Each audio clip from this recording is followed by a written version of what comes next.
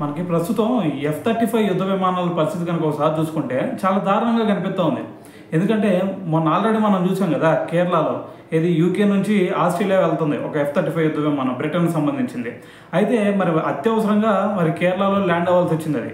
అయితే దాని తర్వాత మళ్ళీ అది రిపేర్ నుంచి కోలుకోవడానికి మళ్ళీ ఫ్లైట్ అవ్వడానికి దాదాపు ఒక 5 వారాల టైం ఏమో పట్టింది. అప్పుడు కూడా యూకే నుంచి ఆస్ట్రేలియా నుంచి వాళ్ళు వచ్చి మళ్ళీ దాన్ని రిపేర్ చేసిన తర్వాత కానీ అది మళ్ళీ ఫ్లైట్ అవ్వలేదు. అయితే ఇప్పుడు ఇటువంటి సిచ్యువేషనే మళ్ళీ మనకి జపాన్లో ఎదురైందనమాట.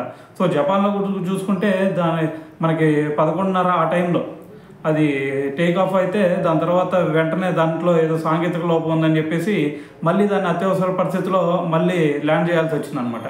సో ఇటువంటి సిచ్యువేషన్స్ మళ్ళీ మొన్న ఏది ట్రంప్ చూసుకుంటే మన ఇండియా మీద మీరు కూడా F-35 యుద్ధ విమానాలు మా దగ్గర నుంచి కొనుక్కోండి అని చెప్పేసి ట్రంప్ ఫోర్స్ చేస్తూ ఉన్నాడు. అంటే ఆల్రెడీ మనకు తెలుసు కదా వాటి సిచ్యువేషన్ మన కేరళలోనే జరిగిన ఇన్సిడెంట్, మళ్ళీ ఇప్పుడు చూసుకుంటే మరి జపాన్లో జరిగింది. సో ఇవన్నీ చూసిన తర్వాత మనం ఎలా కొనుక్కోం కదా.